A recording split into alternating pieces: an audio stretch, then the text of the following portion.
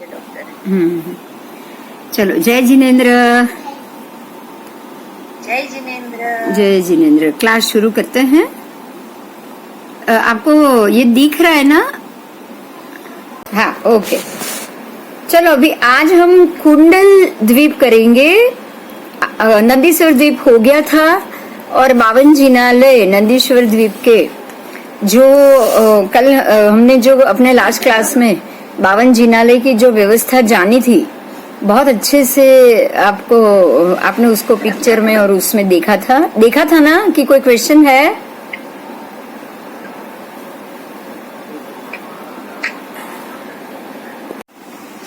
कुंडल द्वीप का पिक्चर दिखाई दे रहा है बराबर? ये मध्य में मेरू और उसके बाद है जम्बू, फिर लवण समुद्र, फिर घातकी खंड, फिर घातकी खंड समुद्र, कालोदधी समुद्र, फिर पुष्कर, अर्ध पुष्कर और सब यहाँ पे। उसके बाद पुष्कर समुद्र, फिर से द्वीप समुद्र, द्वीप समुद्र, द्वीप समुद्र, द्वीप समुद्र, द्वीप समुद्र। उसके बाद ये नंदीश्वर द्वीप और समुद्र। अब आया उसके बाद ये कुंडल द्वीप। हर एक द्वीप और समुद्र के पीछे पीछे एक एक द्वीप समुद्र छोड़ के ये 11वां द्वीप है, वो कुंडल द्वीप है। कितना? 11वां। इस कुंडल द्वीप में जैसे ये मेरू है, वैसे ही यहाँ भी और पर्वत है। आपको मैं ये बता दूं, नंदीश्वर द्वीप में ही मालूम पड़ गया था कि वहां के जो पर्वत है, जैसे 4 अंजनगिरी थे, वो चारों के चारों मेरू के बराबर ऊंचाई वाले थे। जो घातकी खंड का और पुष्कर का जो मेरू है, बराबर उसी के बराबर की ऊंचाई। आप समझ सकते हो कि जो घातकी खंड के जो 2 मेरू है, उसी ऊंचाई वाले आपको पर्वत कुंडल द्वीप में मिले, नंदीश्वर द्वीप में मिले। 4 अंजनगिरी, वो भी 85,000 हाइट। अब उसके बाद एक और नंदीश्वर समुद्र, उसके बाद आया कुंडल द्वीप। अब यहाँ भी आपको बड़े बड़े पर्वत मिले। आइए देखते हैं अब इसका पूरा जो नाप है, ये है, क्या लिखा है वो जानते हैं। आओ,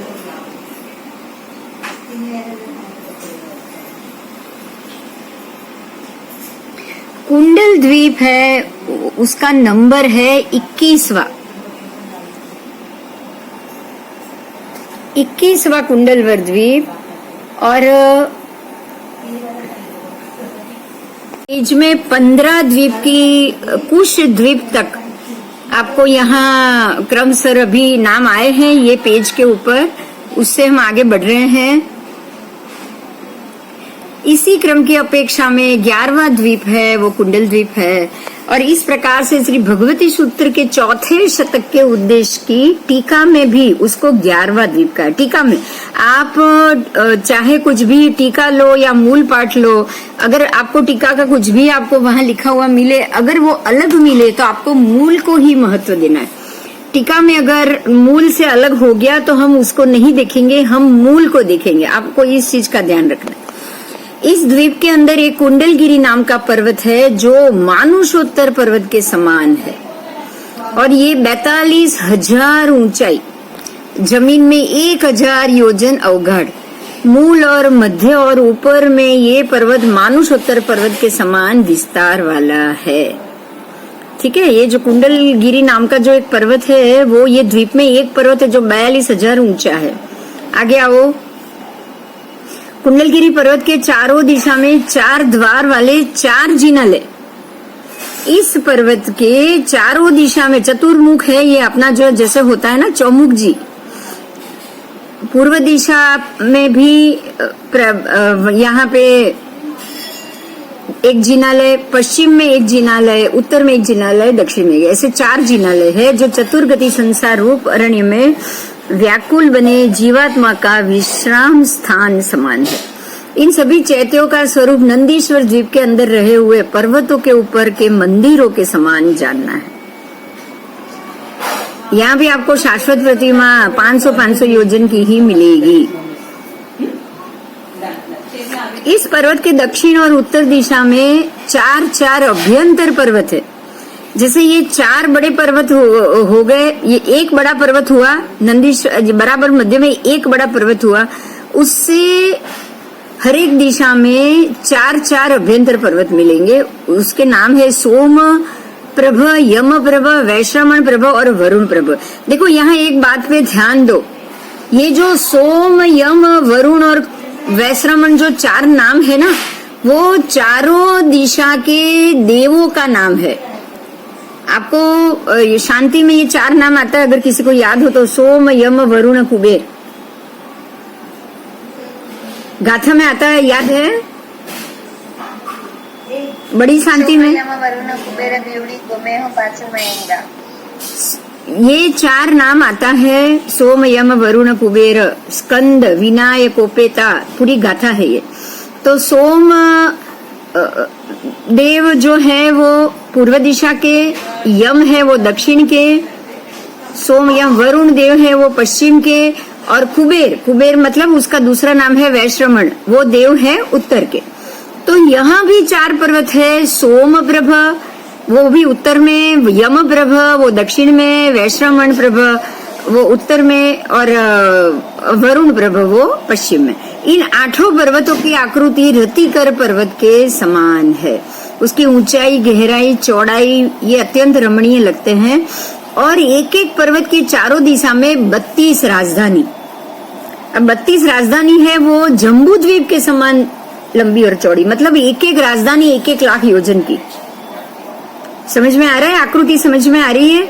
4 दिशा में 4-4 अभ्यंतर पर्वत, और वो भी 32 राजधानियों के साथ।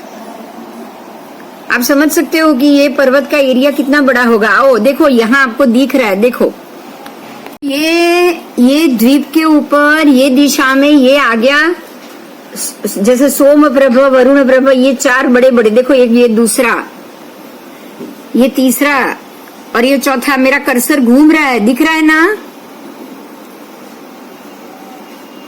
हाँ,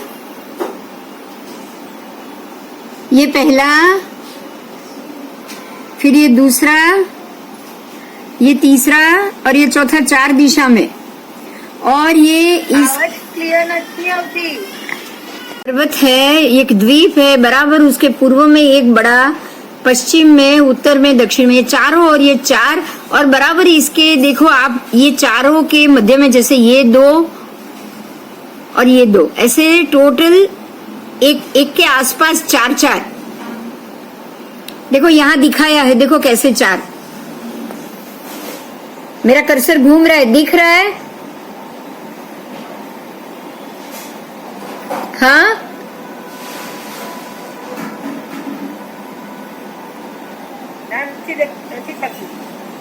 फरे છે ને કર્સર? ओहो, ये मेरू, ये आपका पूरा जो कुंडल द्वीप है, जैसे कि ये छोटा पर्वत है, देखो यहाँ पे, और ये बड़े जो 4 पर्वत है वो अलग है। ये छोटा, ये बड़ा पर्वत है, ये छोटा पर्वत, ये बड़ा वाला पर्वत है जो 4 हम बोले थे ना, पूर्व पश्चिम उत्तर दक्षिण के 4 बड़े, 42,000 योजन, ये वाला है। देखो समझ में आ गया? हाँ, और બારની બોર્ડર પર છે, બારની બોર્ડર પર 4 મોટા છે અને બીજા નાના છે। 4 દિશામાં 4 છે, બારની બોર્ડર એવું નહીં, 4 દિશા में ના, 4 દિશામાં બારની પેલા એના ઉપર દેખાય। नहीं, बाहर ऐसी बाहर बॉर्डर मत बोलिए, ये बराबर मध्य में है। देखो कुंडल द्वीप में ये आधा यहाँ छोड़ दिया, आधा यहाँ छोड़ दिया, बराबर मध्य में। ये तो बहुत बड़ा द्वीप है, उसका कोई किलोमीटर या वो मीटर भी, हमको कितना योजन है वो भी कुछ मल्टीपल में जाएगा। आपको सिर्फ ये द्वीप के मध्य भाग में ऐसी पर्वत की हारमाला है। अगर मेरा कर्सर दिख रहा है तो देखो, ये द्वीप का मध्य भाग है, और उसमें पूर्व में, पश्चिम में, उत्तर में, दक्षिण में ये जो 4 बड़े हैं ना, जो बराबर ये लाइन में मध्य में है पर्वत, वो 42,000 योजन का हुआ। पहला सिर्फ इतना ही कंफर्म करो। हाँ। अब जो अंदर आया ना, जैसे ये भी आपने पढ़ा ना, एक एक पर्वत के पास 4-4 पर्वत है, वो ऐसे देखो, एक पर्वत के पास 4 पर्वत दिखाई दिया? हाँ। ये जो छोटा पर्वत है ना, ये पर्वत है। अच्छा। ऐसे कितने पर्वत हुए? जो 1, 2, 3 4 5 6 7 8 पर्वत हुए ऐसे हुए। देखो मैं गिना रही हूँ, देखो ये एक, ये दूसरा, ये 4 दिशा का छोड़ दो, ये अंदर की बात कर रही हूँ मैं, अंदर की लाइन वाले 8 है ना। हाँ बस वो 8 के बाहर ऐसे 4 4 राजधानी, एक एक के बाहर, तो 8 चौका 32 राजधानी हुई। हाँ अभी क्लियर हुआ? हाँ बस तो आपको क्या करना है, ये 4 बड़े पर्वत, 8 ऐसे छोटे पर्वत, और हर एक छोटे पर्वत के आजू बाजू 4 4 राजधानी। ये राजधानी 1 1 लाख योजन की है, जम्बू द्वीप के जितनी। अभी आ गया समझ में? इसी द्वीप के अंदर कुंडलगिरी नाम का जो पर्वत है, जो मानुषोत्तर पर्वत के समान है, वो मानुषोत्तर पर्वत के समान मतलब ये 2 चीज बराबर। देखिए अभी अभी आपको ये बात यहाँ समझ में आ जाएगी। आओ फिर से पिक्चर में आओ। मानुषोत्तर पर्वत ने पुष्करवर द्वीप को बराबर मध्य में से 2 विभाजन किया है, ऐसे ही ये कुंडल द्वीप को इस पर्वत ने बराबर मध्य में से 2 भाग में विभाजन किया है। क्लियर हुआ अभी? ये जो पूरा पर्वत है ना, ये पूरा पर्वत है, उसको ही बोला गया है ये कुंडल द्वीप पर्वत, जो कुंडल द्वीप को बराबर मध्य में से 2 भाग में विभाजित कर रहा है। अभी समझ में आ गया ना? हाँ आवाज जातो રહ્યો તમને આના પહેલા શું બોલ્યા એ? ये कुंडल द्वीप पर्वत को, ये कुंडल द्वीप को इस कुंडल द्वीप पर्वत ने बराबर 2 भाग में विभाजित किया है। हाँ समझ में आ गया ना? ये 42,000 ऊंचा है, ये पूरी लाइन 42,000 अप है ऊंचाई में। अच्छा જ્યાંથી હાથ છે ત્યાં આગળ પર્વત છે 42,000 ઊંચું। हाँ ये पूरा जो मैं घुमा रही हूँ वो, ये 42,000 ऊंचा है, ठीक है। और जो अब उसी पर्वत में 4 दिशा में 4 बड़े पर्वत है। आओ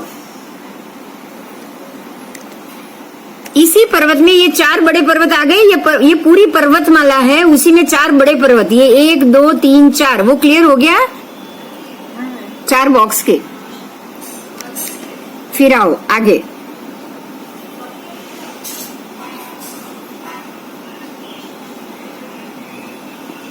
उसके सबके चारों दिशा में 4 4 राजधानी।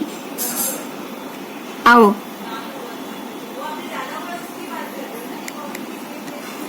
ये पर्वत, ये जो पर्वत है उसकी चारों दिशा में 4 4 राजधानी, ये भी हमने कर लिया, 32 राजधानी हो गई बराबर। समझ में आ गया है ना? हाँ अब आगे जाते हैं। ये राजधानी किनकी है? ये राजधानी किसकी है? इसके नाम भी दिए हैं। सोम प्रभ के पूर्व दिशा में, पूर्वादि चारों दिशा में सोमा, सोमप्रभा, शिव प्रकारा और नलिना, ये 4 राजधानी। जो यम प्रभ पर्वत है उसकी चारों दिशा में विशाला, अति विशाला, शय्या प्रभा, अमृता। वैश्रमण प्रभु की चारों दिशा में अचल नद्धा, समवक्षा, कुबेरिका और धन प्रभा। हाँ हाँ। और ये जो चौथी जो दिशा है वरुण प्रभा की चारों दिशाओं में वरुणा, वरुण प्रभा, कुमुदा और पुंडरीकिणी, ये 4 नाम की राजधानी। इसमें दक्षिण दिशा की ओर जो राजधानी है, जो 16 नगरियां हैं, वो सौधर्मेंद्र के 4 लोकपाल की है। और उत्तर दिशा में जो 16 राजधानी है वो ईशानेंद्र के 4 लोकपालों की। आओ समझाती हूँ मैं। आओ ये जो 4 है, आपको ये 32 में से 16 16 करनी है।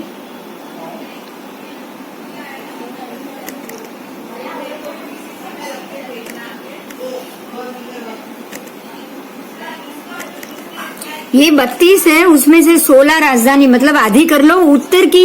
यहाँ से आप उसको डिवीजन दे दो। मेरा कर्सर घूम रहा है, यहाँ से डिवीजन ये उत्तर की तरफ की है वो सारी ईशानेंद्र की, और यहाँ की जो दक्षिण की वो सारी शक्रेंद्र के लोकपाल की।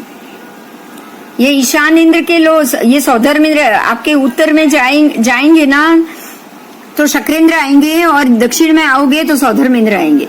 तो ये सारी ये 16 राजधानी एक पर्वत के आजू बाजू की 4, यहाँ 16 राजधानी और यहाँ की 16 राजधानी आपको दक्षिण दिशा में जो है वो 16 नगरी सौधर्मेंद्र के 4 लोकपाल से बनी, और उत्तर दिशा में जो है वो ईशानेंद्र के 4 लोकपाल से बनी। आओ आगे। कुंडलगिरी पर्वत के ऊपर 4 कूट आए हैं। पूर्व में वज्रप्रभ, वज्रसार, कणक, कणकोत्तम। दक्षिण में रक्तप्रभ, रक्तधातु, सुप्रभ, महाप्रभ। पश्चिम में मणिप्रभ, मणिहित, रुचक, एकावसंतक, और उत्तर में स्फटिक, महास्फटिक, हिमवान और मंदर। इन 16 कूटों पे 16 नाग कुमार का वसवाट है। मैं 16 के एक बार नाग कुमारों के नाम भी बोल रही हूँ, फिर हम आगे वो पिक्चर में जाएंगे। उनके नाम है त्रिशीष, पंचशीष। देखो नाग कुमार देव है ना, उन सबके अपने अपने शीश के ऊपर और उनके शरीर के ऊपर से उनके नाम रखे गए हैं। आप उसको ध्यान से सुनिएगा। त्रिशीष मतलब जिनके 3 शीश है, पंचशीष जिनके 5 शीश, सप्तशीष जिनके 7 शीश, महाभुज जिनकी भुजाएं ज्यादा, पद्मोत्तर, पद्मशेर, महापद्म, वासुकी नाग, स्थिर हृदय, मृदु हृदय, श्रीवत्स, स्वस्तिक, सुंदर नाम, विशालाक्ष, पांडुरंग, पांडुकेशी। ये 16 सभी नाग कुमार देवों के नाम है। और ये कूट 500 योजन ऊंचे, मूल में 500 योजन, मध्य में 375 योजन, शिखर पर 250 योजन और उसकी परिधि 1581 योजन से कुछ अधिक है। आओ हम ये इसको पिक्चर में एक बार देख लेते हैं। आओ आओ।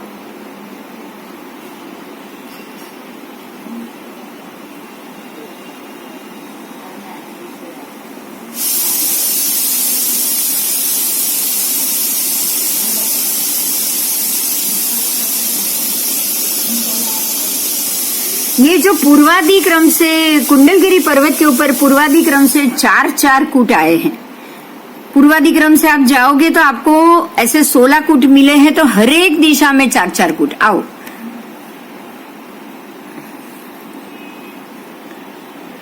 अब ये जो मध्य में जो कूट बताए हैं ना, ये तो 8 हो गए, इसकी बात नहीं की, ये 8 अलग है। लेकिन आपको यहाँ ऐसे यहाँ बीच बीच में 16 कूट आएंगे। कितने? ये एरिया में ये जो लाइन है ना, उसमें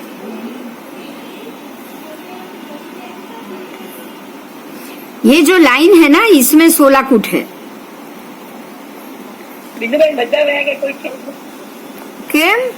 आ रही है आ तारीख पे मजा से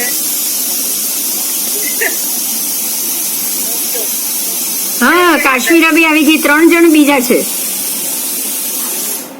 ये जो आपका जो ये लाइन है, यहाँ आपको क्रमशः हर एक दिशा में 4 कूट, ऐसे 16 कूट मिलेंगे। इन सभी 16 कूटों के ऊपर 16 नाग कुमार देवों का वसवाट है। ठीक है। तो जो वासुकी नाग, आप कुछ नाम जानते, हम सब नहीं जानते। 5 शीश, 5 फणा वाले नाग, 3 फणा वाले नाग, 7 फणा वाले नाग। आपको पता है ना, पार्श्वनाथ भगवान के नाग की 3 फणा है, बराबर। पार्श्वनाथ भगवान के तो कोई सहस्त्र फणा भी है, कोई वो 100 फणा वाला भी है, और जैसे 7 फणा वाला भी है, 9 फणा वाले भी है कि नहीं है? हाँ, सहस्त्र हाँ, सहस्त्र भी, 1000 भी है। तो ये नाग की जातियां हैं, देवों की, नाग कुमार देवों की जातियां। तो वो जो 16 प्रकार की जाति है, वो सब यहाँ कुंडल द्वीप पर्वत के ऊपर वास करती है। ये बात मैंने तो पहली बार जानी, आपको पता होगा तो बहुत अच्छी बात है, लेकिन ये बात जानने जैसी। ये बात हमारे लिए जरूर जानने जैसी। आपको यहाँ है ना, ये चीज से एक नई बात ये सीखनी है। तो ये पढ़ते पढ़ते एक नई बात बहुत अच्छी है, वो ये जाननी है। ये हमको लिखने में नहीं मिलेगी, सिर्फ समझने से मिलेगी कि जो भी देवों की, फिर वो नागकुमार देवो हो या सौधर्मेंद्र वैमानिक देवो है, उनके सबके आवास, या फिर देवियां जो रुचक द्वीप की जो कुमारी है, कुमारी का देवियां जो परमात्मा की सभी जो दिक्कुमरी 56 दिक्कुमरी जो उनके सारे जन्म से लेके उनके सूतिका कर्म का सब कार्य करती है, वो सभी देव देवियों की रहने की जगह सारा ये 2.5 द्वीप छोड़ के, मनुष्य क्षेत्र छोड़ के उसके बाहरी, एक आपको ये चीज समझनी है, बहुत अच्छे से समझनी, क्योंकि दिन रात सिर्फ मनुष्य क्षेत्र में जो वर्ष होता है, जो महीना होता है, जो पक्ष होता है, जो 24 घंटे होते हैं, जो 48 मिनट का सामयिक होता है, ये इनको कभी मिलेगा ही नहीं। ये कभी नहीं मिलेगा उनको, चाहे 2.5 द्वीप के बाहर कितनी भी रौनक क्यों ना हो, कितने भी सोने के महल क्यों ना हो, सोने के पर्वत क्यों ना हो, लेकिन उनको हमारे एक पल का भी नहीं पता है कि एक पल कैसे निकला। उनको ये भी नहीं पता है कि 48 मिनट का एक सामयिक क्या होता है, 48 मिनट क्या होते, ये कुछ नहीं जानते वो। उनको समय ही नहीं, वहां सूर्योदय घूमते ही नहीं है। यहाँ आएंगे तो वो ज्यादा घंटे टिक ही नहीं पाएंगे। यहाँ उनको सिर्फ भगवान की कल्याण के लिए ही आने की परमिशन है। ये बहुत बड़ी बात है हमारे समझने के लिए, है ना, है ना। तो 2.5 द्वीप और उसी के अंदर रहना और रहने को मिलना, ये भी किस्मत की बात। जो असंख्य, इसमें भी जो भी असंख्य तो नहीं लेकिन मल्टीपल में महाविद्या की जो आपके जो हम बोलते हैं ना क्षेत्र, जहां से मोक्ष जा सकते हैं, वो क्षेत्र सिर्फ 2.5 द्वीप के अंदर, वो भी महाविद्या के भी हर एक विजय के 25.5 170 जो उत्कृष्ट परमात्मा होते हैं ना, उनके जितने क्षेत्र है ना, उसके ही 25.5 आर्य देश, वो आर्य देश में ही जन्म मिले। अब आपको समझ में आ जाएगा कि एक तो पूरा आप जो स्वयंभू रमण समुद्र तक का एरिया लो, उसमें से भी उत्तम एरिया कौन सा है, तो वो आ गया आपका 2.5 द्वीप, 45 लाख योजन आ गया। 45 लाख योजन में भी उत्तम एरिया कौन सा है, 25.5 आर्य देश, जो आपकी जो 117 भूमि है वो भूमि हो गई, और उसी की भूमि के अंदर 117 कर्म भूमि के अंदर के विभाग के अंदर से 25.5 आर्य देश वाला ही भूमि वो ही अच्छी है, बाकी कोई भूमि में जाने जैसा है ही नहीं। क्लियर हुआ आज? हाँ, आज आप बड़े में से छोटे में आए, बड़े में से छोटे में भी कौन सा एरिया सही है उस पे आए। कभी भी कोई जगह को देखकर खुश होना या उसको पसंद कर लेना अब आपके दिमाग में नहीं घुसेगा, अगर आपने ये चीज को समझ लिया। हमें ये 2.5 द्वीप का, फिर वो भरत क्षेत्र का वो मध्य खंड, चाहे उसमें कादव हो, कीचड़ हो, कैसा भी हो, दुर्गंध हो, कुछ भी हो, हमारे लिए इससे उत्तम क्षेत्र और कोई होना ही नहीं चाहिए। जो 25.5 आर्य देश, वो कई के भी आधा, फिर वो जो अही छत्रा, जो सारे नाम आएंगे, वो नाम को ही आपको याद कर लेना है, क्योंकि किसी भी काल में ये 25.5 आर्य देश के नाम यही रहने वाले, वो नहीं बदलने वाले। तो कोई भी जन्म में कभी भी आप मनुष्य बने और आपको ये नाम कान में पड़ गया ना, अही छत्रा, तो आप सोचोगे बस मुझे यहीं पे जाना है, क्योंकि ये आर्य देश। तो ऐसे ये 25.5 आर्य देश, जिसमें वैशाली नाम आ जाएगा, जहां परमात्मा महावीर के समय में वैशाली नगर आपने बहुत बार सुना होगा, है ना, कुंडग्राम नगर, वैशाली नगर, पावापुरी, ये सारे कल्याणक भूमि तो 25.5 आर्य देश में ही आने वाली।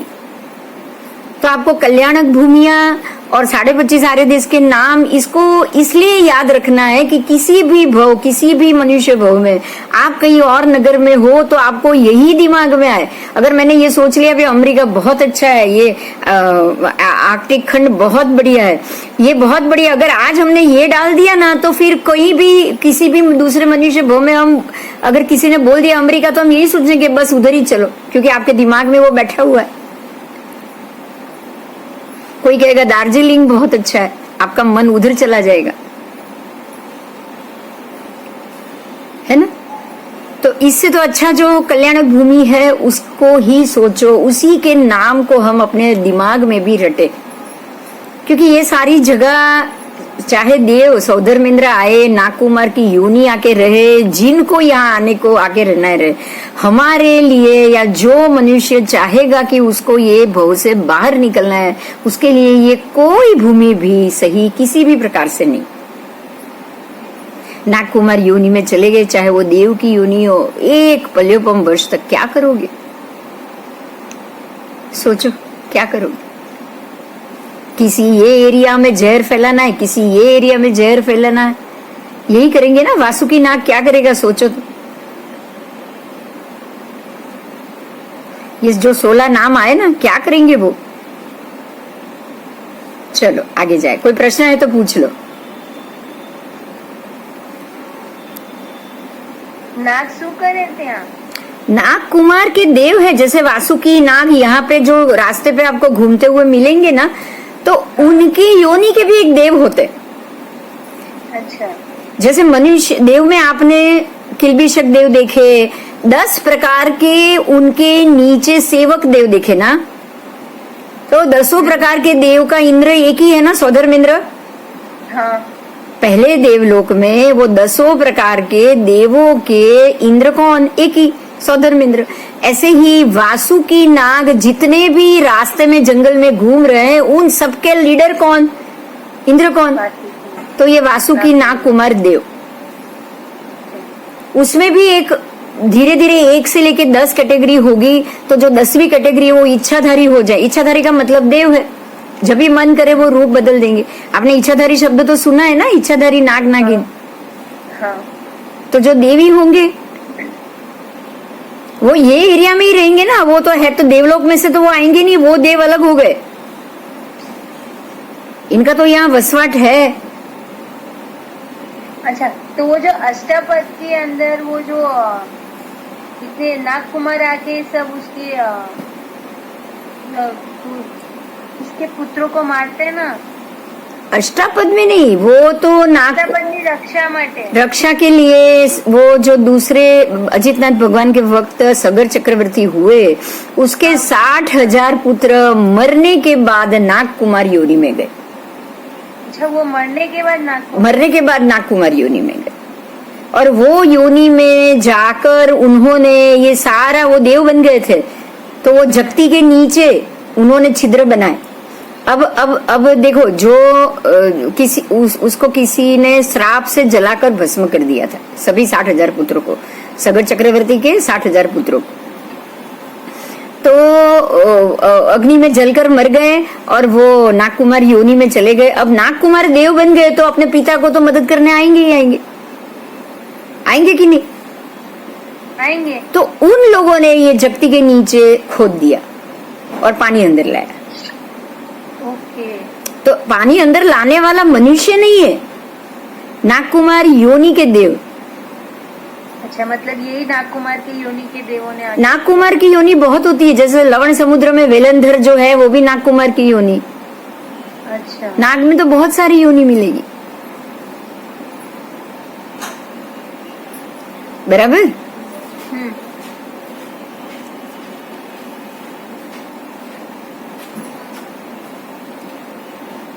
चलो, तो ये 16 नागकुमार योनि के जो नाम हो गए।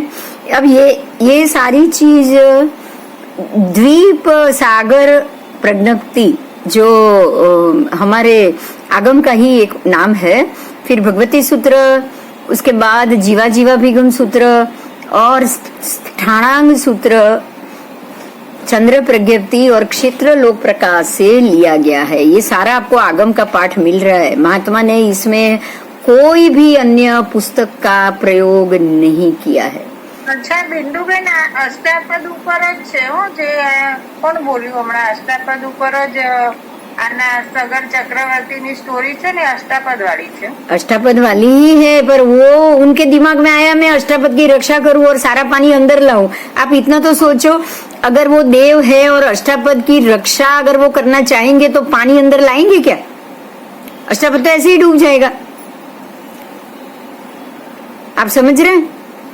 हाँ अष्टापद को आजू बाजू आप लवण का पानी लाओगे छिद्र बना के, तो अष्टापद को डूबने में कितना टाइम लगेगा?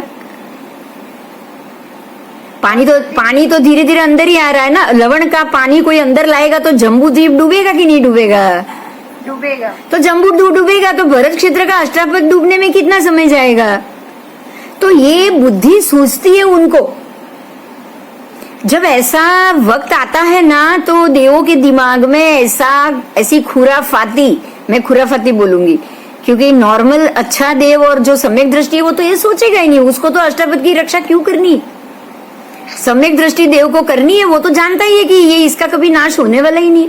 लेकिन भरत क्षेत्र की क्षेत्र को जो धीरे धीरे छठे आरे में लेके जाना है, तो उसके लिए जो खुराफाती करना है वो देव के अलावा तो कोई करेगा ही नहीं। तो देवों के दिमाग में ये डाला जाता है, उसको ऐसी सोच आती। अब क्या होगा पता है, जब दूसरा आरा धीरे धीरे आएगा ना, तब तक तो 5वें आरे तक तो पूरा पानी भर जाएगा एंड तक तो, और छठे आरे में तो खाली ये 2 गंगा सिंधु का पट्टी रहने वाला है। उसके बाद वाला छठा आरा भी ऐसा ही जाएगा, और 7वें आरा, उसके बाद का पहला आरा वापस छठा और दूसरा आरा 5वां आरा, तब तक जो आज है वैसी व्यवस्था हो जाएगी। तो वो कैसे होगी, सोचा कभी? आने वाले छठा आरा पूरा होते होते ऐसे ही किसी देव के दिमाग में ख्याल आएगा और वो सारा पानी उड़ेल के बाहर फेंके।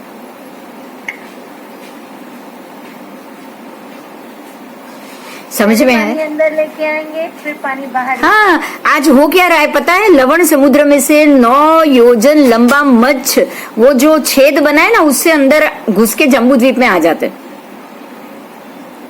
लवण समुद्र के 9 योजन बड़े मच्छ,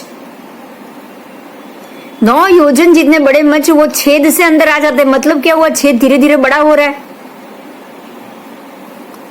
9 योजन जितना तो छेद बनाया नहीं होगा उन्होंने, मगर छेद तो धीरे धीरे, दीवार तो छेद तो धीरे धीरे बड़ा होता ही है ना समय जाते जाते।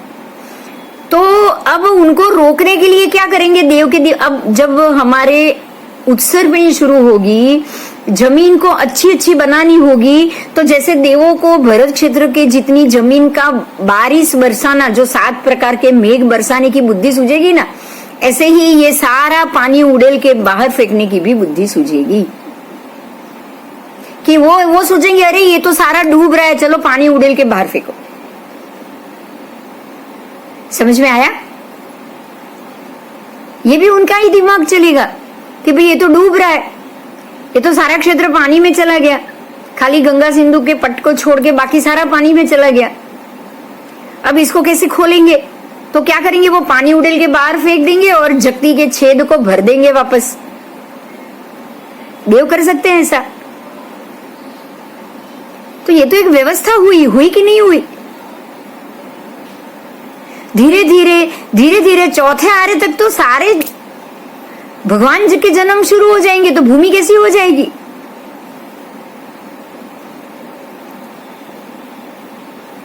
तो हमारे जब रिटर्न का चौथा आरा आएगा तब तक तो भगवान शुरू हो जाएंगे, और पहले दूसरे आरे तक तो सारी का सारा पानी बाहर जगती भी दिखने लग जाएगी। अब समझ में आ रहा है ये व्यवस्था कौन करता है? ऐसा दिमाग किसका चलता है? खुराफाती। इसको खुराफाती दिमाग कहा जाता है। हम बोलते हैं ना कि जो आदमी फ्री बैठा है ना, उसका दिमाग कुछ न कुछ आड़ा टेढ़ा चलता है। तो देव है, सम्यक दृष्टि है नहीं, उनको पता ही नहीं है। उनको तो लगता है चलो चलो चलो इसको डुबाओ। तो डुबाने के लिए ये काम कर लिया। पानी अंदर लाने के पीछे डुबाने का इरादा होता है। ये तो होता है कि नहीं होता है? बचाने का नहीं होता है। होता है किसी का बचाने का? बोलो। छेद बना के पानी को अंदर लाए तो डुबाने के इरादे से लाए या बचाने के इरादे से लाए?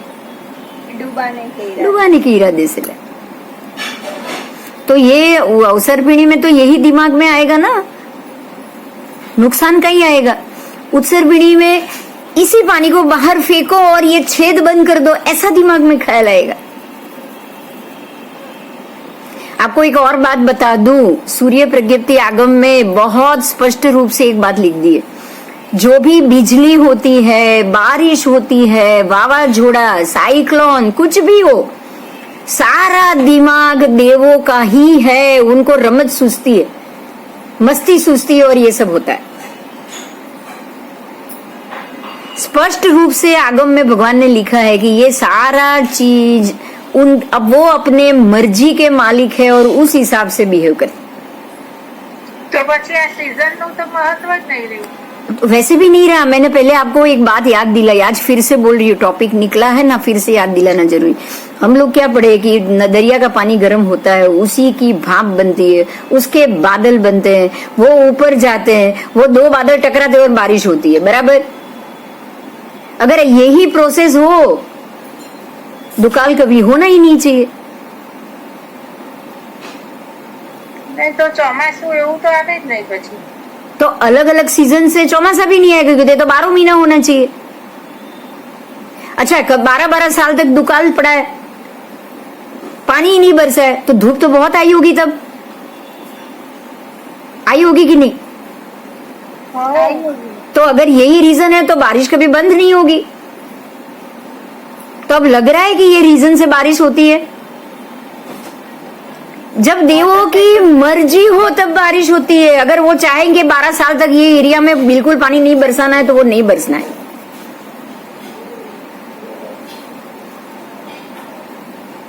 कभी मन किया तो बिना मौसम की भी बारिश हो जाती, होती कि नहीं होती?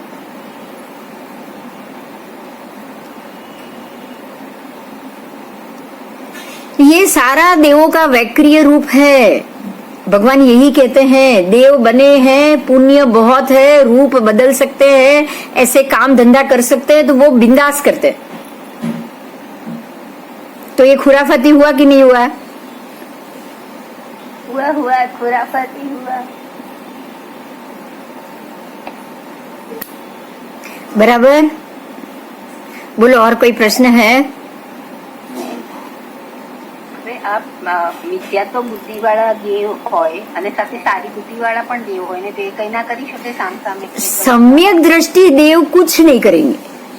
सारी बुद्धि वाले होंगे वो अच्छा करने की कोशिश करेंगे, और जो खराब बुद्धि वाले हैं वो खराब करने की कोशिश करेंगे। ताकत तो दोनों के पास है। तो ऐसा तो at the same time at the same time अच्छी बुद्धि वाले भी कर सकते हैं, लेकिन अच्छी बुद्धि का निमित्त भी तो आना चाहिए, समय भी तो आना चाहिए। वो समय ही नहीं आया तो फिर निमित्त जो हम बोलते हैं ना, उत्सर्पिणी चल रही है तो सबको अच्छी अच्छी बुद्धि आएगी, और अवसर्पिणी चल रही है तो सबको अशुभ बुद्धि आएगी। तोड़ो फोड़ो तोड़ो, क्योंकि देखिए अवसर्पिणी उत्सर्ग, देखो बहुत बड़ी बात यहाँ पे आ रही है। अवसर्पिणी के समय में सारे ग्रह मंडल नीचे उतर रहे हैं, नीचे जमीन पे उतर रहे, स्क्वीज हो रहा है, ऊपर से नीचे नीचे नीचे आ रहा है। तो उसके बिंब के प्रकाश के कारण ही बिंब में रहे मिथ्यात्व एक इंद्रिय जीव, उसको वहन करने वाले भी एक मिथ्यात्व एक इंद्रिय जीव। आज एक एक ग्रह को, सूर्य को वहन करने वाले 16,000 देव है, और बिंब में तो असंख्य देव का शरीर है, तो सबकी बुद्धि कैसी चलेगी? जैसे जैसे नीचे उतरेंगे, काल भी खराब हो रहा है। जब हम लोग जड़ वक्र बन रहे हैं तो उनकी बुद्धि कैसे जानी जाएगी? आप सोच सकते हो, जड़ और वक्र। तो वो अगर जड़ और वक्र बन के, अगर हम जड़ वक्र बन के तूफान करें और वो देव तूफान करे, तो दोनों में तो बहुत बड़ा अंतर है। उनके तूफान में तो बहुत शक्ति है। आपको ये बता दूं, छठे आरे शुरू होने से पहले 7 प्रकार के बारिश होगी, और 7 खाली 5 भरत और 5 ऐरावत जितना ही बादल बना के होगी। ऐसी बारिश और कोई क्षेत्र में नहीं होगी, सिर्फ भरत ऐरावत में। और वो कैसी बारिश होगी पता है? अंगार की बारिश। સળગતા કોલસા પડશે, फिर પેલી માંસ પર લોહી પડશે, उसकी बारिश, कादव कीचड़ पड़से उसकी बारिश, रोग हो जिससे 16,000 रोग हो ऐसा पानी बरसेगा। और ऐसे 7-7 रात तक ये बारिश होगी। अब धरती का क्या हाल होगा समझ सकते हो। सारे वृक्ष नष्ट, सारे बीज नष्ट, ये देवों की खुराफाती, ये उनका ही दिमाग चलेगा ऐसे, जो खाली भरत और ऐरावत पे ही 5 भरत 5 ऐरावत पे ही ऐसा होगा। क्यों? मैंने पहले ही बोल दिया है, ग्रहादि मंडल कहाँ घूमते हैं? भरत और ऐरावत के ऊपर, अंदर तो घूमते ही नहीं है। और ये मंडल ज्यादा नीचे उतर जाएंगे तो उसी के असर के कारण ये बारिश होगी। समझ में आ रहा है? और उसी देवों की मर्जी के कारण ऐसा होगा। होगा कि नहीं? होगा। छठे आरे में वही हमारे ऊपर घूमेंगे, और वो भी बिल्कुल नजदीक से, सबसे नजदीक होंगे तब ग्रह। और उसी के जितने एक ग्रह में करोड़ों देवी देवता, एक ग्रह के करोड़ों देवी देवता, क्योंकि असंख्य देव तो खाली उनके बिंब में है, सारे मिथ्यात्व एक इंद्रिय, 16,000 देव उसके रथ को खींचने वाले पंचेंद्रिय, समझ सकते हो आप, 16,000 पंचेंद्रिय और बाकी सारे बिंब के मिथ्यात्व एक इंद्रिय। अब ये सभी देवों की असर ये पृथ्वी पे पड़ेगी तो क्या होगा? भूमि खाक होगी कि नहीं होगी? तब इनको सबको ऐसा ख्याल आएगा, एक ही ख्याल आएगा, उनको कोई अपना पूर्व का वैरी दिख जाएगा, पूर्व का वैरी दिख जाएगा।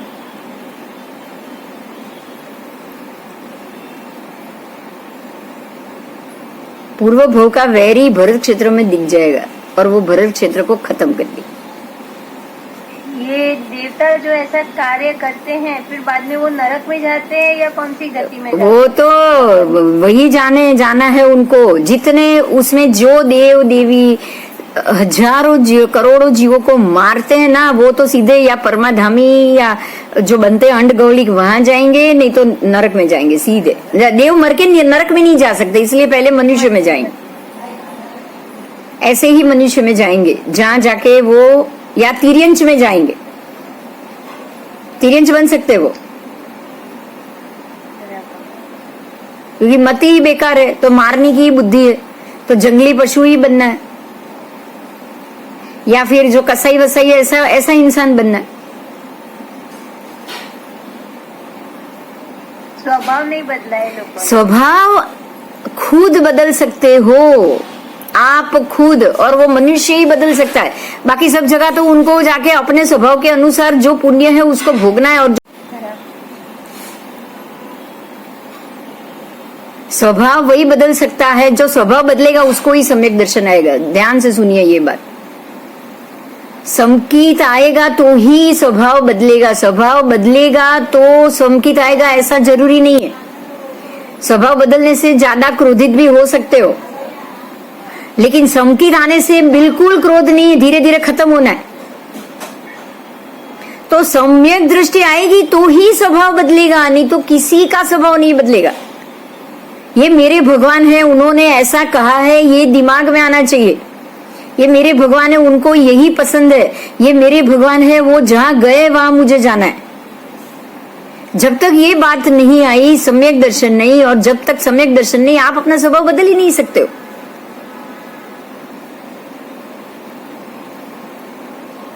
और सारी योनि भोग योनि है, मनुष्य योनि ही कर्म योनि है। आपको कर्म करके स्वभाव बदलना सिर्फ ये एक योग है, समझ में आया? इसको योगी कहा जाता है, कर्म योग कहा जाता है। स्वभाव को बदलना बड़ा कर्म योग है, और वो आप मनुष्य ही कर सकते हो, बाकी कोई प्राणी नहीं कर सकता। बाकी सारा तो आपको भोग करना है।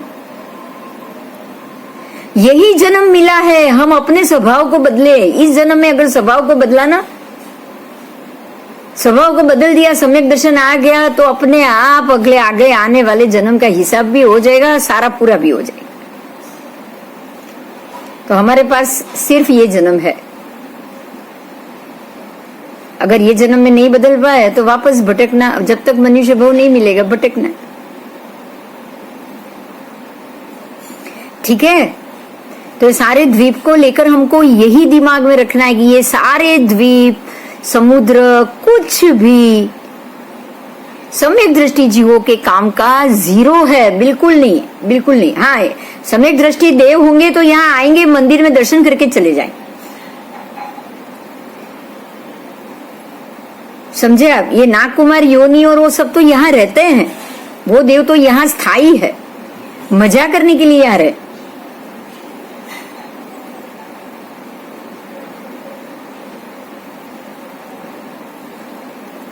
बोलो, कोई है प्रश्न? आगे जाऊं? आगे चलो। ठीक है, आगे चलो। आओ, अभी उसके बाद आता है रुचक द्वीप और रुचक समुद्र। आओ, सूत्र में आता है रुचक द्वीप शब्द, आता है ना? ये है मध्य का मेरू, सारे द्वीप समुद्र, द्वीप समुद्र, द्वीप समुद्र के बाद आया रुचक द्वीप। आओ देखो, कर्सर घूम रहा है, दिख रहा है ना? ये सारा रुचक द्वीप है, ये अंदर की तरफ का रुचक द्वीप का ये पूरा पर्वत का एरिया देखो, यहाँ एरो बताया। ये अब मैं उसका पढ़ना शुरू करूंगी तो मालूम पड़ेगा आपको। ऐसे 2 पर्वतमाला है और बराबर बीच में भी ये 2 समुद्र, द्वीप समुद्र, द्वीप समुद्र। तो हम इसको भी पढ़ाई में जाएंगे, ये पढ़ाई में इसको कैसे लिखा है। अभी आप सिर्फ अभी एक बार फोटो देख लीजिए। आओ,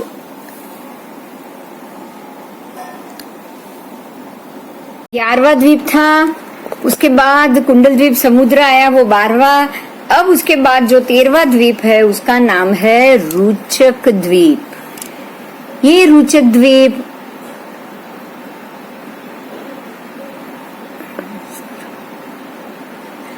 कितने पता है? 1 लाख, मैं बोल रही हूँ, बोलना जरूरी है। 1,09,951। हाँ, मैं बोल रही हूँ, वही बोल रही, करोड़ 96,27,776 लाख योजन। ये करोड़ करोड़ को भी अभी भी लाख से गिनना है, मतलब आप कोई गिनती नहीं कर सकते। समझ में आ गया? तो आगे आगे के द्वीप के समुद्र इसके आधे आधे आधे भी तो करोड़ों में आए कि नहीं आए? तो अब इस द्वीप के ठीक मध्य भाग में रुचक नाम का वलयाकार पर्वत है, जो विस्तृत, उल्लसते, प्रसन्नता के हार के समान शोभायमान। ये रुचक पर्वत ऊंचाई में 84,000 योजन, कितना बराबर इसके जो पुष्करवर द्वीप और घातकी खंड है उसके मेरू जितना, उसके मेरू पर्वत जितना ऊंचा है। इसका मूल विस्तार है 10,022 योजन, मध्य भाग में 7,023 और ऊपर के भाग में 4,024 योजन है। आओ एक बार फिर से इसका पिक्चर आप देख लो। अपने आगे का जो पर्वत देखा वो कुंडलगिरी, अभी कुंडल द्वीप था, कुंडलगिरी पर्वत ऐसे ही राउंड में था, बराबर? हाँ या ना? हाँ। आपको पता है आगे मानुषोत्तर भी ऐसा ही आ गया था, राउंड वाला। हाँ। तो ये मानुषोत्तर पर्वत, ये कुंडलगिरी पर्वत और ये रुचक द्वीप, रुचक पर्वत, ये तीनों ऐसे गोलाई में है। अभी तक के कितने पर्वत ऐसे गोलाई में आए? पहले आया मानुषोत्तर, उसके बाद आया ये कुंडल द्वीप का कुंडलगिरी पर्वत, अब आया रुचक गिरी पर्वत। समझ में आ गया अभी ये तीनों? हाँ। आपको ये बताया है इसलिए इसमें दोनों बताया है। बाकी रुचक द्वीप यहाँ पे ये जो है ना, ये जो है ना पर्वत बराबर 84,000 योजन, देखो ऐसा है, देखो आपको दिख रहा है? हाँ। तो 84,000 ऊंचा और ऊपर ऐसा चैत्य शिखर, और ये 84,000 ऐसा ऊंचाई में, उसके पीछे समुद्र। बोलो कैसा वहां का मौसम होगा, नजारा होगा। और ये यही है शिखर 84,000।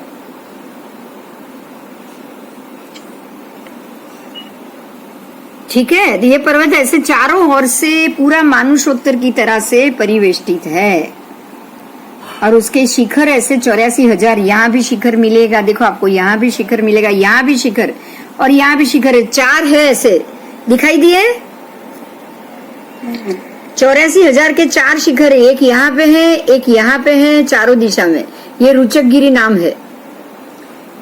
ऐसे ही तीसरा यहाँ पे और चौथा यहाँ पे दिख दिया, चारों दिखा। चारों दिशा में 4 बड़े बड़े 84,000 के शिखर।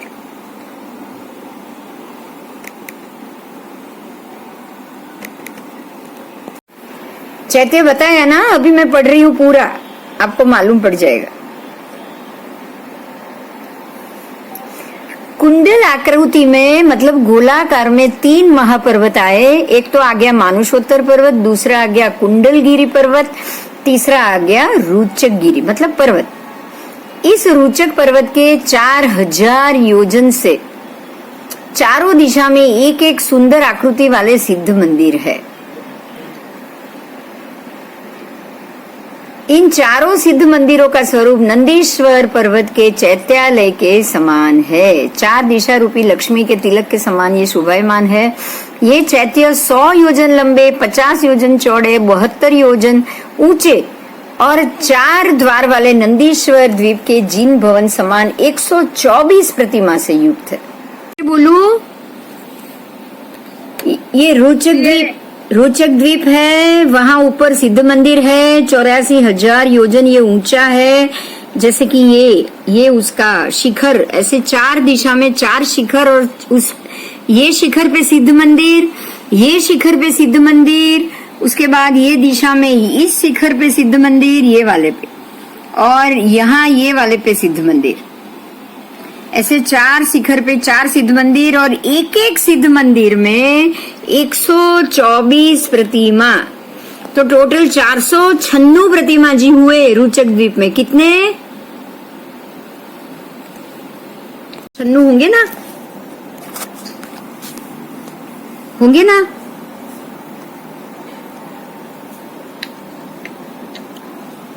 ठीक है, तो मैं आगे जाऊं, समझ में आ गया ना?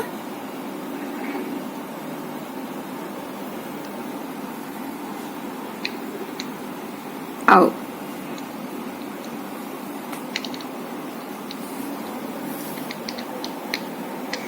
इस रुचक द्वीप में विशेष में पूर्व पश्चिम उत्तर दक्षिण दिशा के जिन भवन के दोनों बाजू 4-4 कूट, जिन भवन के दोनों बाजू 4-4 कूट है। एक जिन भवन के दोनों बाजू कुल 8-8 कूट होने से चारों दिशाओं में 32 कूट हो गए और विदिशा में एक एक होने से कुल 36 कूट हुए। इन 36 कूटों के ऊपर पल्लवों की स्थिति वाली 36 दिक् कुमारियां रहती, जो 56 में से 36 रुचक में आ रहती, और ये 36 दिक् कुमारी ऊर्ध्व रुचक की कहलाती है। आप में उसमें भी ऊर्ध्व रुचक की दिक् कुमारी ऐसे शब्द आते हैं स्नात्र में। अभ्यंतर रुचक की भी दिक् कुमारी मध्य भाग में एक एक कूट है और एक एक मिलकर 4 दिक् कुमारी जो मध्य रुचक की दिक् कुमारी कही जाती है। और ये 40 दिक् कुमारी जन्मात्मा परमात्मा के जन्म कल्याण प्रसंग में आती है। आओ अभी हम देखते हैं, आओ आओ। जैसे ये जो आपने बड़ा कूट देखा ना, बराबर उसके चारों ओर देखो तो अब 1 2 3 4 इसी पर्वत के 4 और 4 कूट है। ऐसे ये बड़ा है और 4 पे 4 कूट है। यहाँ भी आप आओगे, ये एक बड़ा है, उसके चारों, जैसे 1 और ये 2, ये 3 और 4, यहाँ देखो क्लियर दिख रहा है, दिख रहा है आपको? ये 1 2 और ये 3 और 4, ये बड़े के चारों बाजू 4 कूट, इसके 4, इसके 4, इसके 4, इसके 4। अब यहाँ 4, एक तरफ 4 है, दिख रहा है आपको? देखो जरा सा ध्यान से देखो, 1 2 3 4, तो इस तरफ भी 4 हो गए ना, 1 2 3 4, तो 4 और 4 8, एक रुचक के 8 हुए, तो 4 रुचक के 32 हुए। हाँ, हो गए। ये 8, ये 8, ये चारों कूट के आजू बाजू के 4-4 मतलब 8 चौका 32 कूट ये हुए और बराबर मध्य में एक कूट हुआ। देखो यहाँ दिख रहा है आपको, ये अभ्यंतर कूट हो गया विदिशा में। ये दिशा है तो यहाँ विदिशा होगी, यहाँ ये दिशा है तो यहाँ विदिशा आएगी, तो यहाँ एक कूट आएगा और एक कूट यहाँ आएगा। ऐसे 4 विदिशा के 4 कूट में भी 4 जिन भवन।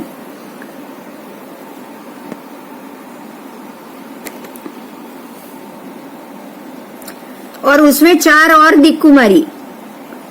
चारों विदिशा में एक एक 2-2 कूट हो गए, एक एक में 2-2, तो टोटल एक एक मिलकर 4 दिक् कुमारी। 4 कूट है, 4 विदिशा में 4 है, एक एक कूट यहाँ लिखा है, लेकिन आपको एक ही गिनना है क्योंकि 8 नहीं है।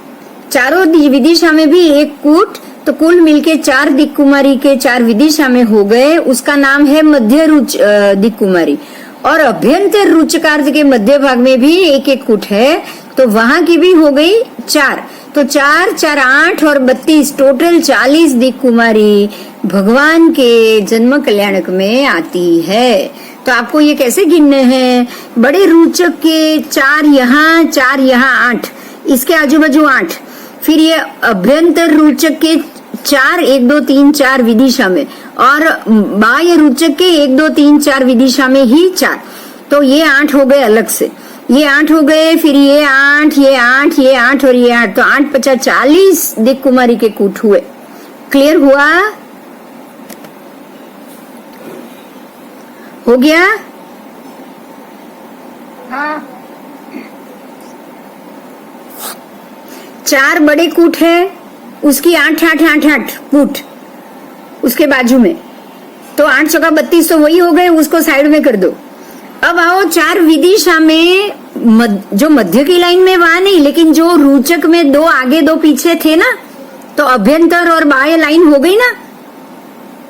मध्य रुचक और अभ्यंतर रुचक ऐसे 2 विभाग हो गए ना।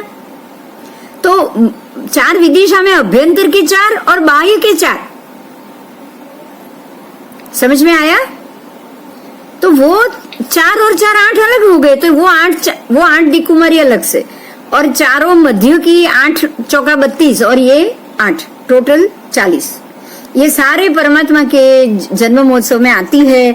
उनका निवास स्थान इसी रुचक प्रदेश के ऊपर है। तो हम जितने जितने रुचक कुमारी का जो हम उल्लेख करते हैं स्नात्र पूजा में, वो सबका 40 रुचक दिक् कुमारी का स्थान कहाँ पे आया? रुचक द्वीप पर। ठीक है, और यहाँ 496 जिन भवन, याद रहेगा सबको?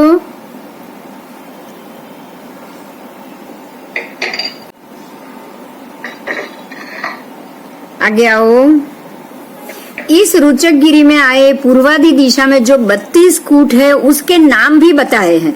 मैं नाम बोल देती हूँ। पूर्व में जो है वो कणक, कंचनक, तपन, दिशा स्वस्तिक, अरिष्ट, चंदन, अंजन मूल और वज्र, ये सारे रत्न के नाम है। दक्षिण में जो है, दक्षिण में जो कूट है उसके नाम है स्फटिक, रत्न, भवन, पद्म, नलिन, शशि, वैश्रमण और वैडूर्य। पश्चिम में जो कूट है वो है अमोघ, सुप्रबुद्ध, हिमवान, मंदिर, कुंडल, रुचकोत्तर, चंद्र और सुदर्शन। और जो उत्तर में जो 8 कूट है वो है विजय, वैजयंत, जयंत, अपराजित, कुंडल, रुचक, रत्नोच्चय और सर्वरत्न। ये 32 कूट के नाम आए, दिशा के हैं ये, पूर्वादि, विदिशा के नहीं है। विदिशा के नाम अब आएंगे। आओ उपरोक्त कूटों पर बसने वाली दिक् कुमारियों का नाम। अभी हम क्या करेंगे, वहां पे जो दिक् कुमारियां हैं, हाँ 1 मिनट, अभी मैं उस दिक् कुमारियों का नाम ले रही हूँ। बंद ही है अभी सबके माइक बंद। आओ मैं अभी दिक् कुमारियों का नाम ले रही हूँ, क्योंकि ये कूट पे जो दिक् कुमारी बसती उनका कार्य भी क्या है। तो पूर्व रुचक अड़ दर्पण धरती मैं नाम बोलूंगी आपके अपने स्नातक का तो आपको पता चल जाएगा। पूर्व रुचक की 8 है वो दर्पण धरती है, हम बोलते हैं वो है नंदोत्तरा, नंदा, सुनंदा, नंदीवर्धना, विजया, वैजयंती, जयंती, अपराजिता। आपको ये सारे नाम है ना, जब परीक्षा आती है ना तब भरने में आते हैं। 8 दिक् कुमारियां श्री जिनेश्वर परमात्मा के जन्म समय भगवान के आगे दर्पण धर के गीत गाती है और खड़ी रहती। दक्षिण रुचक 8 दिक् कुमारी है वो जड़ कलशा भर के खड़ी रहती है। समाहारा, सुप्रदत्ता, सुप्रबुद्धा, यशोधरा, लक्ष्मीवती, शेषवती, चित्रगुप्ता और वसुंधरा। फिर पश्चिम रुचक की जो 8 कुमारी है वो चामर विंच कर गीत गाती खड़ी रहती है। अलम्बुसा, मिश्रकेशी, पुंडरीका, वारुणी, हासा, सर्वप्रभा, श्री और रिम। उसके बाद विदिशी मतलब जो विदिशा की एक उत्तर की रह गई ना,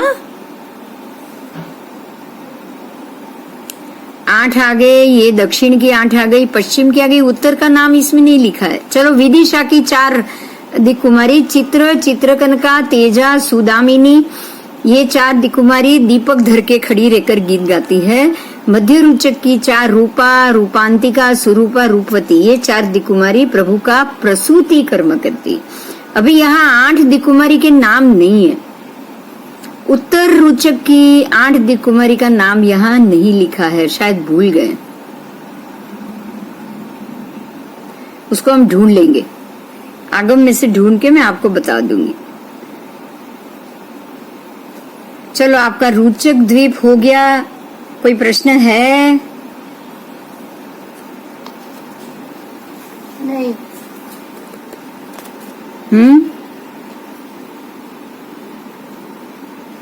रुचक द्वीप पूरा हुआ। देखो यहाँ आपको असंख्य द्वीप समुद्र बताए हैं, पिक्चर है ना, कर्सर घूम रहा है, देखो बीच में जम्बू द्वीप, उसके बाद ये लवण समुद्र, फिर घातकी खंड, फिर कालोदधी समुद्र, फिर पुष्करवर द्वीप, फिर पुष्करवर समुद्र, फिर वारुणीवर द्वीप, ऐसे क्षीरवर द्वीप, ध्रुतवर द्वीप, इक्षुवर द्वीप समुद्र, नंदीश्वर द्वीप समुद्र, फिर असंख्य द्वीप समुद्र। नंदीश्वर द्वीप के बाद असंख्य द्वीप समुद्र है, काउंटिंग नहीं है। अब आप समझ सकते हो कि जो आपने अभी अभी कुंडल द्वीप देखा, रुचक द्वीप देखा और जो संख्या देखी जो अबजों में है द्वीप की, तो आगे आगे असंख्य द्वीप समुद्र में कितनी भूमि होगी आप सोच सकते हो। और अंतिम स्वयंभू रमण द्वीप और समुद्र स्वयंभू रमण समुद्र है, तो आप ये सोच सकते हो कि यहाँ तक की जमीन असंख्य योजन होगी। कितनी होगी?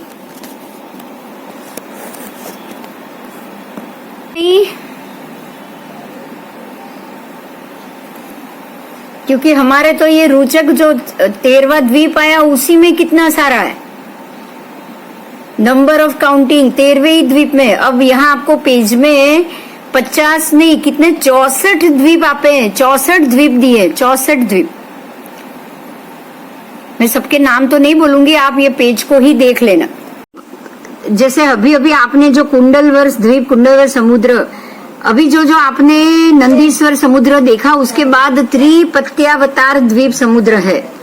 त्रिपत्यावतार उसका मतलब क्या हुआ पता है? हर एक द्वीप के 3-3 नाम, जैसे अरुण द्वीप, देखो ये 17वां अरुण द्वीप, 18वां अरुण समुद्र, उसके बाद 19वां अरुण वर द्वीप, अरुण वर समुद्र, और 21वां अरुण वराव भास द्वीप, अरुण वराव भास समुद्र। ऐसे ही कुंडल द्वीप, कुंडल वर द्वीप, कुंडल वराव भास द्वीप, ऐसे ऐसे सारे जो आपने कुंडल द्वीप देखा ना, वो त्रिप्रत्यावतार है, मतलब एक नाम के 3-3 द्वीप। अरुण द्वीप, अरुणोपपात द्वीप, अरुणोपपात वर द्वीप। आवाज आ रही है मेरी? मूल द्वीप, मूल समुद्र, मूल वर द्वीप। हाँ, वो तो अभी भी असंख्यात, अभी भी आप आगे, ये तो आपको 64 नाम दिए, आप उससे आगे जाओगे, मूल द्वीप, मूल समुद्र, मूल वर समुद्र, मूल वराव भास समुद्र, ऐसे ऐसे ऐसे ऐसे ऐसे आगे आगे असंख्य द्वीप समुद्र। अब सबके नाम तो देंगे नहीं ना, देना ही पॉसिबल नहीं है। उसके बाद यहाँ तक दिया है जम्बूवर समुद्र, जम्बूवर द्वीप तक दिया है, क्योंकि ये 12,000 या कुछ इतने लाख योजन तक है ये। उसके बाद असंख्य द्वीप समुद्र, असंख्य द्वीप समुद्र आए। उसमें सबसे अंतिम त्रिप्रत्यावतार सूर्य नाम का द्वीप समुद्र है। अंतिम कौन से शब्द है? सबसे अंतिम, स्वयंभू रमण के पहले। ये जो त्रिप्रत्यावतार में जो तीन नाम वाले द्वीप समुद्र है, उसमें सबसे अंतिम नाम किसका है? सूर्य द्वीप, सूर्य समुद्र द्वीप, सूर्यवर द्वीप, सूर्यवर समुद्र और सूर्यवरावभास द्वीप, सूर्यवरावभास समुद्र, ये अंतिम नाम हुआ। हाँ। अब उसके बाद सूर्य त्रिप्रत्यावतार हुआ, उसके बाद 5 द्वीप प्रत्यावतार हुआ। अंतिम तो सूर्य ही है, उसके बाद जो द्वीप समुद्र है ना, वो 5 प्रत्यावतार वाले। कितने? 5 नाम वाले। मैं बोल रही हूँ, सुनो। देव द्वीप, देव समुद्र, नाग द्वीप, नाग समुद्र, यक्ष द्वीप, यक्ष समुद्र, भूत द्वीप, भूत समुद्र, और पांचवा स्वयंभू रमण द्वीप, स्वयंभू रमण समुद्र। एक मिनट, मैं जरा फोन ले लेती हूँ, 1 मिनट। चलो, जय जिनेन्द्र। जय जिनेन्द्र। जय जिनेन्द्र।